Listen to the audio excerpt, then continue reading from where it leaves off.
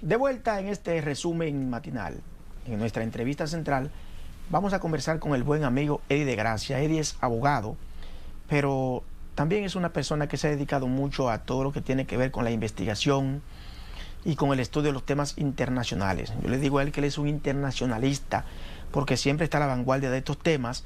Y hoy vamos a conversar con Eddie básicamente de dos puntos esenciales. Primero, la selección de los Estados Unidos, una sorpresa para muchos, para mí no. Y si el tiempo nos da, pues vamos a hablar un poquito sobre el tema haitiano. ¿Qué está pasando en Haití? Hermano, buenos días, bienvenido a este resumen matinal. Muchas gracias, realmente me siento muy contento con esta invitación que nos ha formulado y pues para tratar temas que son vinculantes con el día a día en la República Dominicana, temas internacionales por supuesto, pero que tanto nos comprometen. Me siento muy feliz con tu invitación. Gracias, Eddie. Eddie, ¿qué pasó en los Estados Unidos? La gente, para muchos ha sido una sorpresa. Te puedo admitir que para mí no. Yo sabía que Trump llevaba alguna ventaja por el tiempo que tenía corriendo y inmerso en todo este proceso de las elecciones de los Estados Unidos. Pero nos gustaría que tú, como un conocedor de estos temas, te vayas de lo general a lo particular y nos explique qué pasó, dónde Trump ganó, dónde ganó Kamala, cuáles fueron los escaños que se ganaron en el Senado y así sucesivamente. Danos una vista panorámica para que la gente pueda entender y asimilar todo este proceso de los Estados Unidos.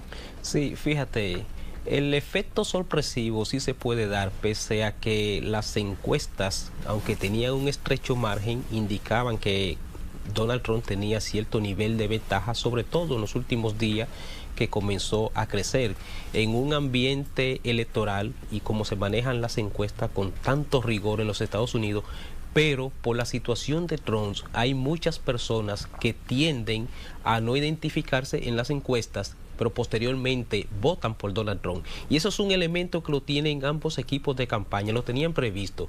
Entonces, ¿dónde se produciría el efecto sorpresivo? El retorno de Donald Trump, que es un caso atípico electoralmente en los Estados Unidos, toda vez que eso es la segunda vez que se produce. En 1800 con Cleveland se había producido por primera vez y en este caso por segunda vez, o sea, salir un presidente y volver de nuevo. Sobre todo también con los casos que ya Donald Trump traía, casos legales, una situación muy difícil para Donald Trump. Sin embargo, gana las elecciones de forma prácticamente aplastante, como no lo decían las encuestas. Gana casi por 6 millones de votos por encima de Kamala, cuando en su primer gobierno él solamente ganó el voto electoral, pero perdió el voto popular por casi 1 millón de votos frente a Hillary Clinton. De manera que obviamente los analistas planteaban en los últimos días también que Kamala había desarrollado una campaña un tanto ausente de propuestas, no se pudo desligar mucho del gobierno y se enfocó en un ataque a Donald Trump en temas de su conducta pública, en temas de carácter moral.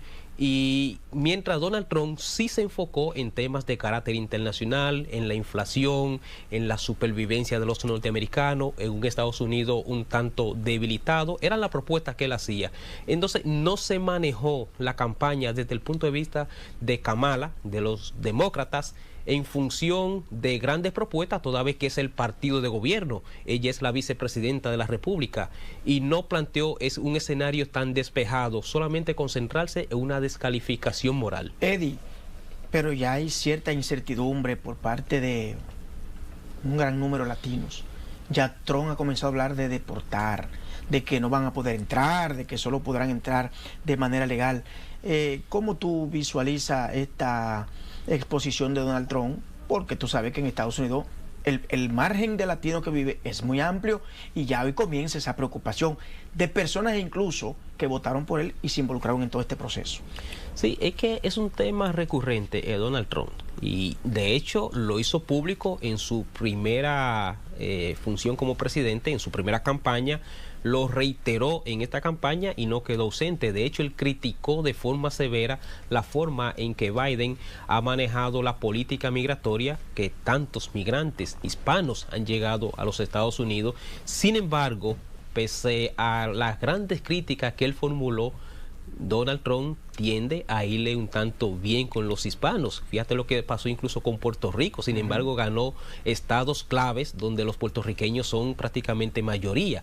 Entonces, y pasa también incluso algo con lo que decíamos en las encuestas. Los hispanos documentados que pueden ejercer el voto en los Estados Unidos tienden a no identificarse en favor de Trump, pero también de forma soterrada manejan una visión un tanto distante de la forma de cómo han llegado muchos hispanos.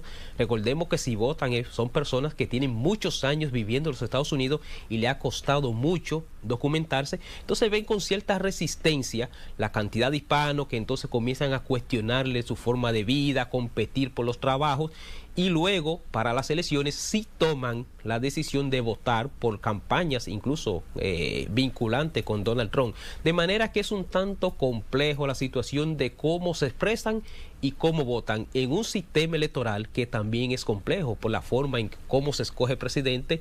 Se vota de forma indirecta, no de forma directa como nosotros estamos acostumbrados en nuestros países. Es una forma que han identificado o diseñaron los que forjaron y crearon esa gran nación con el propósito de no darle poderes grandes, ni siquiera a población específica o a otro poder sobre otro, sino que se concentre en la institucionalidad. Y eso le ha dado resultados porque han construido una democracia. Eddie, ¿qué pasará ahora? Porque recuerda que antes de que Trump se convirtiera en presidente de los Estados Unidos, tenía un proceso judicial abierto. ¿Qué pasa ahora? ¿Ese proceso seguirá, se aplacará, se utilizará el poder para ver cómo eso se maneja?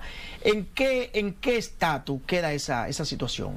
Sí, ya hay informaciones al respecto. El fiscal general ha anunciado que ha generado algunas reuniones con el Departamento de Justicia a los fines de poder retirar cargos específicos, por ejemplo, la obstrucción en el 2020 del presidente aceptar que había perdido las elecciones y el hecho también de ocultar documentos públicos. Son cargos que han promovido que se le puedan quitar.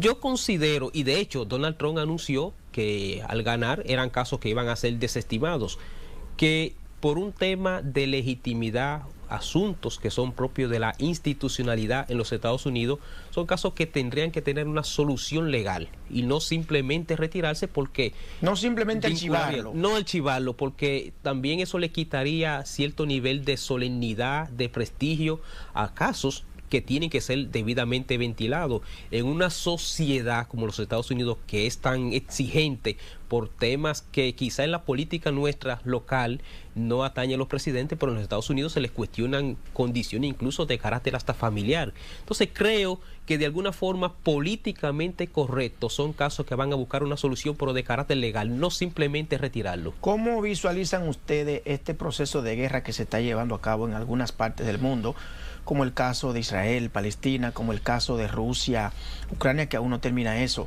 ¿Tú crees que con Trump este proceso se viabilice, se busque algún tipo de bajadero?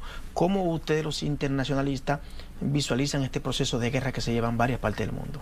Bueno, Trump fue muy enfático en que su política exterior descansa sobre la base de la búsqueda de la paz. Y eso fue un elemento que llamó mucho la atención en el mundo. Todos los países de alguna forma directa o indirectamente estamos afectados por la guerra y hay conflictos armados hoy que llaman mucho la atención, casos específicos, los conflictos con Rusia, conflictos que están en Medio Oriente, Israel, Palestina. Él fijó posiciones específicas, incluso fue más allá. Por supuesto que eran temas de campaña, cuando decía que al otro día de él asumir el mando, con una llamada, esa guerra terminaría. Él justificó incluso el hecho de estos conflictos bélicos, el que de alguna forma con la administración de los demócratas se le ha perdido el respeto a los Estados Unidos, y eso fue lo que justificó que incluso Rusia ataque e inicie este nivel de conflicto, y que con el retorno del poderío de los Estados Unidos y el respeto que tiene como potencia, podría volver de nuevo a un estado inicial. De manera que es uno de los puntos esperanzadores en los Estados Unidos el que Donald Trump pueda de alguna forma hacerlo. Ya cuando fue presidente, exhibió una conducta muy pacifista porque visitó Corea del Norte, tuvo acercamiento con Rusia. Desde el año 86. Por supuesto. Trump tiene un acercamiento con Rusia desde el 86, que la gente reconoce eso. Claro, fue el único presidente, paradójicamente, que no fue a la guerra. Mientras que Obama, que fue Premio Nobel de la Paz, mantuvo un gobierno durante 8 años conflictivo a nivel internacional. Eddie, ¿cómo quedaron los números finales? Ya, ¿cuántos votos sacó Trump? ¿Cuántos sacó Kamala? ¿Cómo quedó al final el tema de los senadores y así? ¿Cómo quedó conformada la nueva estructura en Estados Unidos? Sí, en el Senado tiene una amplia mayoría el Partido Demócrata, a nivel de representantes también, o sea, controlaría ambas cámaras. ¿El Partido Republicano? El Partido Republicano. Sí. De hecho, también incluso a nivel de votos de delegado, el mínimo son 270, pero ya esta mañana iba por 295 Donald Trump, cuando solamente quedan 2 estados por definirse. Mínimamente, o sea, Kamala ha quedado con unos 243 votos, lo que, aunque no se ha declarado oficialmente que ganó las elecciones, ganó Adriano Espaillá. Ganó Adriano Espaillá, que bueno, nuestro dominicano en Nueva York, pese a que el Partido Demócrata republicano ganó una amplia mayoría de senadores, nuestro senador dominicano, pero senador en los Estados Unidos, retuvo su posición. Eddie, en estos minutos que nos quedan, no quiero desaprovechar tu visita a este resumen matinal para preguntarte sobre un nuevo debate que se ha reabierto en la ONU sobre el tema de levantar el embargo a Cuba. Se está hablando sobre este particular. ¿Qué tú opinas sobre eso? Mire, hay una política estadounidense dirigida... La ONU reabrió el debate. Claro, pero no es por primera vez que se abre un debate. Siempre se han generado niveles de sanción a Cuba, países que están muy dominados en un escenario como este ante esos organismos internacionales. En definitiva, yo creo que ya es momentos también para que se pueda buscar una vía correcta de pacificación frente a la situación cubana. Cuba se están viviendo momentos muy difíciles.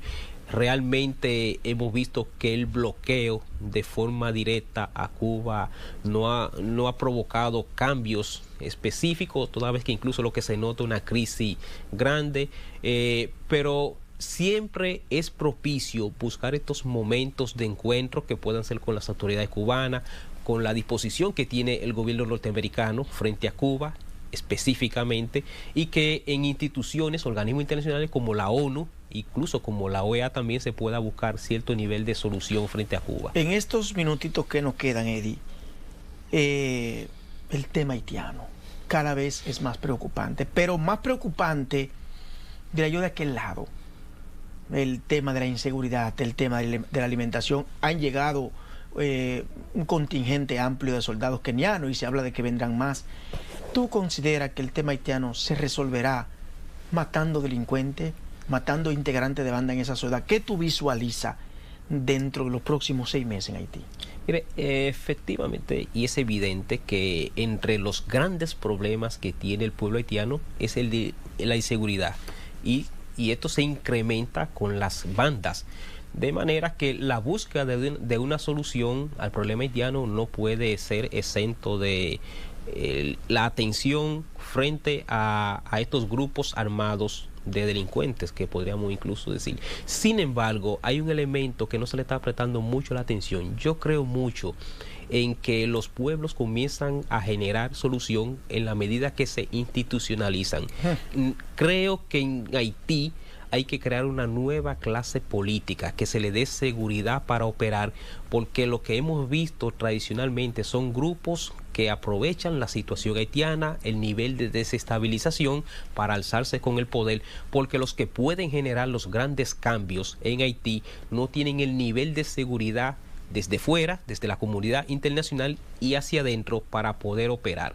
Eso es un elemento que no se le presta mucha atención, pero se tienen que enfocar muchos países en que generen garantía y seguridad para una clase política. Dice finalmente, Eddie, el gobierno dominicano que solo en el mes de octubre repatrió hacia Haití unas 62,000 personas. ¿Qué tú consideras ese número? Eso no hay evidencia. No hay evidencia realmente. No hay evidencia de eso. No hay Yo comparto evidencia. Contigo ese razonamiento. Es sencillamente una política errática que el gobierno viene utilizando como una forma de propaganda política, que lamentablemente una política migratoria, que es un elemento tan serio para un país fronterizo como el nuestro, se haya vinculado con un propósito de enaltecer gobiernos y posiciones específicas, sobre todo electorales, y planteando informaciones que parecerían muy grandes, pero es solamente para satisfacer a la sociedad o a grupos que están detrás de esto. Es imposible expatriar 10,000 personas en la República Dominicana, no lo hacen las grandes potencias. Hermano, me he quedado con el deseo de conversar contigo, pero el tiempo se acabó. Bueno, muy agradable siempre ese diálogo con usted. Bueno, hermano, gracias por estar con nosotros en este resumen matinal. Será hasta una próxima. Vamos a ver si coordinamos otra visita para que hablemos de otros temas y de este tema, tratar de profundizar el tema haitiano, que de mucho interés para nosotros. Por supuesto, con mucho gusto. Gracias, Aide, gracias a ustedes por compartir con nosotros durante toda esta hora. Será hasta mañana.